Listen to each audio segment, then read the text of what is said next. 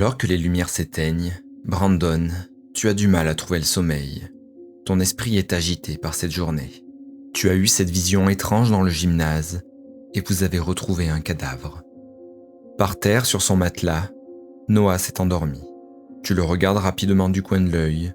Son sommeil semble paisible. Comment fait-il pour dormir avec tout ce qui vient d'arriver ? Ça, tu n'en as aucune idée. Tu te replaces tant bien que mal dans ton lit et tu essayes de t'endormir. Kylie, tu reprends conscience dans une obscurité oppressante. L'humidité de la pièce te donne des frissons. Autour de toi, les murs semblent aspirer toute la lumière. Des bruits métalliques résonnent, grincent, comme le chant sinistre d'une machine en souffrance. Leurs échos se heurtent aux parois humides de la pièce, amplifiant ta sensation d'enfermement. Tu appelles ton frère, mais seul ton écho te répond. Tu as l'impression que le bruit s'intensifie, se rapproche. Il semble se multiplier, un cliquetis incessant qui s'insinue jusque dans ta chair. Soudain, prise d'une douleur sourde, tu poses ta main contre ton ventre. Quelque chose ne va pas. Tu lèves ton pyjama, tu as le souffle court. Une masse grotesque gonfle sous ta peau, pulsant comme un cœur malade. La douleur monte en flèche, tu t'agenouilles. La bosse bouge distendant ta chair. Quelque chose à l'intérieur gratte, pressant pour sortir. Les bruits environnants sont devenus insupportables, créant un vacarme métallique, fusionnant avec le martèlement de cette chose sous ta peau. Puis, la douleur explose. Ta peau se déchire dans un craquement ignoble. Une gerbe de sang jaillit, suivie de petites membranes métalliques qui s'étendent sur ta peau. Elles scintillent dans l'obscurité, un mélange absurde de chair et de métal. Kylie, tu suffoques, paralysée par la peur. Tu regardes ta plaie béante, choquée par ce que tu vois. Là, parmi tes entrailles déchirées, un œil, sa pupille s'élargissant et se rétractant, observant chaque détail de ton visage. Et puis, tu te réveilles. Tu n'arrives même pas à crier, figé par la peur. Dans le doute, je regarde partout et j'avais vraiment l'impression que c'était réel. Je vérifie que je suis pas blessée et ça me fait repenser à l'hallucination de Brandon et je me dis putain mais qu'est-ce qui se passe? C'est quoi ce bordel? Tu t'empresses de regarder ton ventre, mais rien. Juste une douleur fantôme qui s'estompe peu à peu. Là pour le coup, je me lève direct. J'attends pas qu'on m'appelle pour venir. Je remarque même pas que je fais même pas la gueule, je suis juste perdue dans mes pensées. Je vais à table doucement. Brandon, alors que tu es encore en train de dormir, tu sens une pression sur ton épaule. C'est Noah qui essaye de te réveiller. Hé, Brandon, c'est l'heure. Je me réveille un peu en sursaut et je panique un peu en voyant Noah. Comme ça, là, tout proche. Merci. Putain, t'avais mis un réveil super tôt et tu t'es même pas réveillé, je l'ai éteint du coup. Ça va ? J'ai mal dormi, moi. Je suis fatiguée. À cause de ce qu'on a vu ? Ouais, non, mais... J'ai mis longtemps à trouver le sommeil. Je t'avoue, j'ai essayé d'y penser le moins possible. Ouais, j'ai vu. Je t'ai entendu ronfler, ouais. Ah, j'espère que c'est pas à cause de moi que t'as mal dormi. T'es sûr que ça va, hein ? Oui, ça va, t'inquiète. Brandon, Noah, c'est prêt ? On ferait mieux d'y aller. Il vaut mieux pas la faire patienter, surtout avec ce qui s'est passé hier. Votre mère finit de préparer le petit déjeuner. Toi, Kylie, tu es déjà à table, et depuis que tu t'es levée, ta mère t'a déjà jeté plusieurs regards noirs. Je remarque même pas, je suis trop perdue dans mes pensées, j'ai totalement oublié le truc avec le directeur, genre c'est pas du tout grave à côté de ce qu'on a vécu juste après. Elle place une assiette de pancakes devant toi. Merci. Et vraiment pour le coup j'oublie d'être désagréable, je suis juste trop perdue dans mes pensées. Eh bien, c'est rare que tu te lèves aussi bien luné.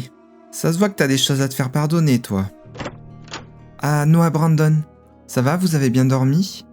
Ah, Brandon, t'as l'air fatigué. Ah oui, j'ai mal dormi, c'est tout. T'as pas attrapé froid quand même ?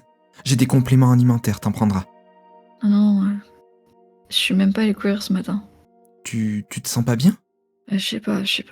S'il y a quelqu'un ici qui doit être malade, c'est ta sœur. Elle s'est levée avant toi, une première. Quand je vais le dire à votre père... Et là tu sais je l'entends mais je relève même pas. Je m'approche de ma mère et je l'embrasse pour lui dire bonjour. Et je prends mon petit déjeuner. Tu t'installes, Mais tu remarques que ta mère a l'air aussi très fatiguée. Ça va, maman? Oui, ça va, j'ai juste un peu mal dormi moi aussi. Mais des cauchemars, rien de bien grave. Tu sais qu'Alice, elle dit que si on raconte nos cauchemars, ça aide à les sortir de la tête et à plus les refaire. T'inquiète pas, je m'en rappelle plus très bien de toute manière. Sans doute, c'est tout le stress accumulé avec ces histoires d'hier. Il me reste juste une sensation bizarre au ventre, mais ça passe, donc t'inquiète pas. Mal au ventre, c'est-à-dire que moi aussi j'ai fait un rêve un peu dans le même genre. Tu peux raconter un peu la suite?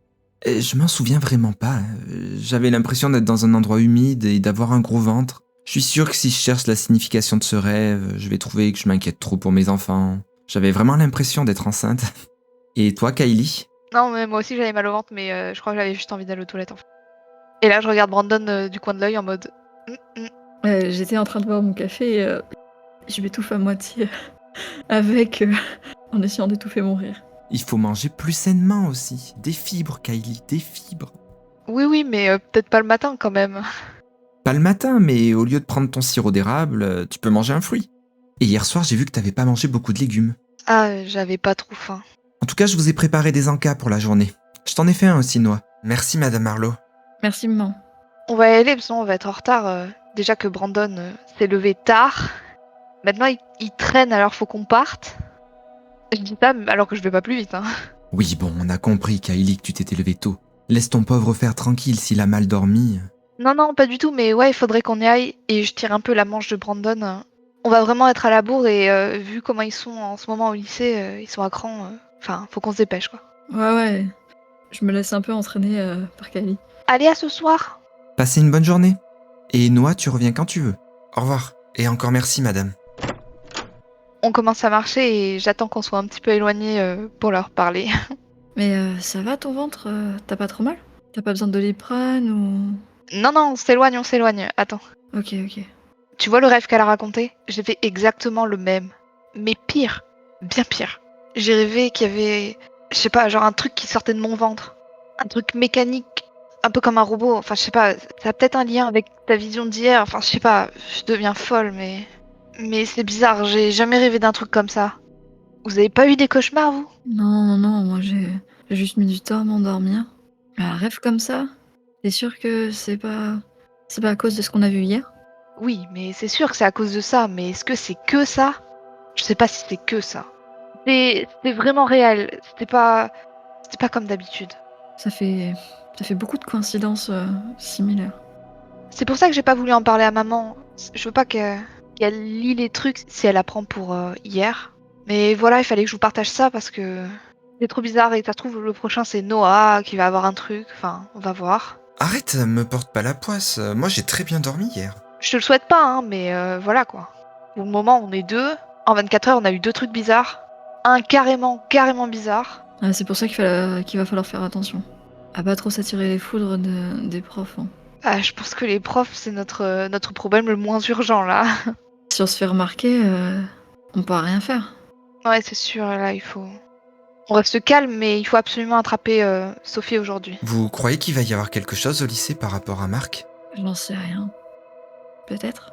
Je pense pas, si la police veut même pas en parler, ils vont genre en parler dans quelques semaines. Ouais, peut-être.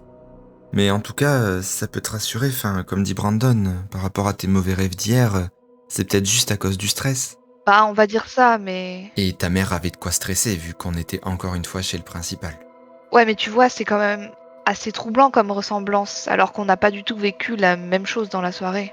Ouais, je suis d'accord, c'est vrai que c'est bizarre. À voir, à surveiller.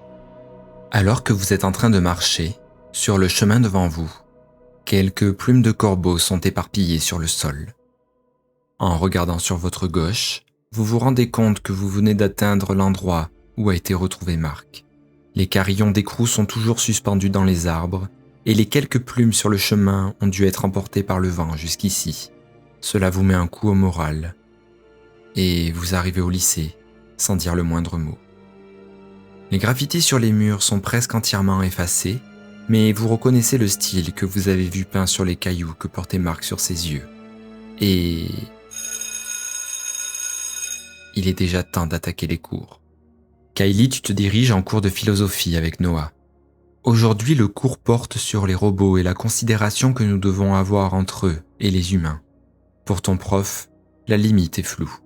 La conscience est un terme qui permet par bien des manières de définir l'homme. On va la distinguer en deux grands axes. La conscience psychologique, qui est la capacité de chaque individu à se représenter ses actes et ses pensées, et la conscience morale, qui est une sorte de juge intérieur à chaque être humain. Cela lui permet par exemple de statuer sur le bien et le mal. Ainsi, lorsqu'on dit que l'homme est conscient, cela signifie deux choses. Qu'il se sait en relation avec une réalité extérieure, comme par exemple saisir un objet, mais aussi qu'il perçoit une réalité intérieure subjective, celle de ses états d'âme et de ses désirs. La conscience est donc la capacité à faire un retour sur soi-même. On sait que plusieurs études ont montré que les robots possèdent aussi ce choix, mais qu'ils possèdent une conscience différente de la nôtre. Au lieu du soi, les robots sont un tout, une conscience collective qui partage leurs expériences du monde extérieur et leurs interprétations dans un réseau commun. La grande question est, est-ce qu'une conscience collective les rend moins humains qu'une conscience de soi ? Un robot isolé de son réseau peut-il alors être considéré comme un être humain ? Je suis un peu perturbée dans ce cours. Surtout après mon rêve, après le truc de la veille. J'ai l'impression que tout s'enchaîne. Votre professeur continue ses explications. Puis, à la fin du cours, comme il aime bien faire, il interroge les élèves un par un sur leurs interprétations ou s'ils ont des questions qu'ils pourraient se poser suite à son cours de philosophie. Kylie, est-ce que vous diriez que ce cours a remis en perspective votre jugement sur les robots ? Non, je suis totalement perdue là. Je dirais que, comme vous l'avez dit, la limite est super floue. Et je pensais pas autant, mais ça a l'air d'être vraiment compliqué juridiquement et même socialement maintenant. Tenez, si c'est flou, je vais vous aider. Et je vais vous poser une question. Si l'homme a créé les robots, et donc sa conscience, doit-il être soumis aux hommes ? Ou alors un androïde a-t-il le droit d'avoir sa propre liberté ? Je pense que ça dépend de l'évolution du robot. L'évolution. C'est une excellente réponse. Comme nous, les robots évoluent, et leur conscience change avec le temps. Il est certes facile de dire que c'est l'homme qui a mis les premiers rouages, mais parfois la machine s'adapte et ne ressemble en rien au produit d'origine. C'est ce qui pose les bases sur la problématique de la liberté des robots. Et nous l'étudierons un peu plus la semaine prochaine. Ouah, c'était long. C'est long, mais moi ça me tourne dans la tête avec tout ce qui se passe en ce moment. Ah oui, c'est sûr. Mais bon, ça me retourne le cerveau à chaque fois. Là, c'est sûr, ce soir, je vais mal dormir. Ouais. J'avais pas remarqué qu'on parlait autant des robots avant aujourd'hui. Tout est lié. J'ai surtout l'impression que c'est un sujet d'adulte. Mes parents, ils en parlent souvent. Même, je dirais qu'ils en ont peur. Je pense qu'on n'est juste pas de la bonne génération pour voir l'ampleur que ça prend. Ouais, mais là ça commence dans les cours là déjà. Ouais, je savais pas que c'était au programme de philo. Moi non plus. J'avais aucun souvenir qu'il y avait eu ça dans les années précédentes. En tout cas, je me souviens pas que Brandon ait étudié ça. Ils adaptent le programme peut-être. Excusez-moi, monsieur Davis. Je peux vous parler un instant ? Vous êtes coupé par une surveillante qui s'immisce entre vous. Oui.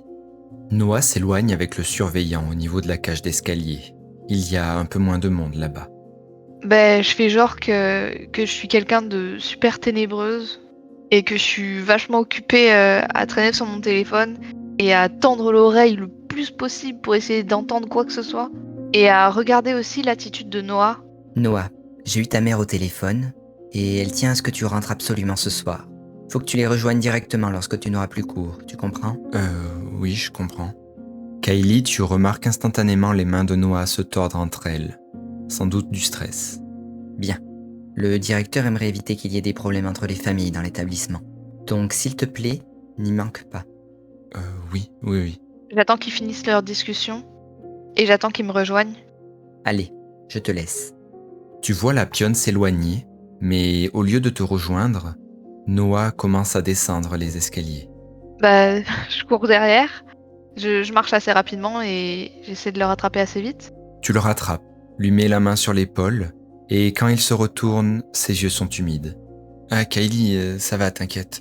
Je voulais juste pas que tu me vois comme ça. Ça va, t'es sûr ? Ouais, t'inquiète, c'est compliqué, mais ça va, promis, ça va. Tu sais que si t'as le moindre problème, tu viens dormir chez nous, hein. Merci beaucoup. De toute manière, faudra que je vienne. On n'a toujours pas testé le jeu. Ok. Mais si t'as envie d'en parler, de toute façon, c'est comme tu veux. Non, mais je te jure, tout va bien. Y a aucun problème. La sonnerie vous rappelle pour votre cours de sciences de la vie et de la terre. Noah te suit en reniflant un petit peu. Je lui donne un mouchoir quand même avant de rentrer. Merci. Puis tous les deux, vous rentrez dans la salle de classe.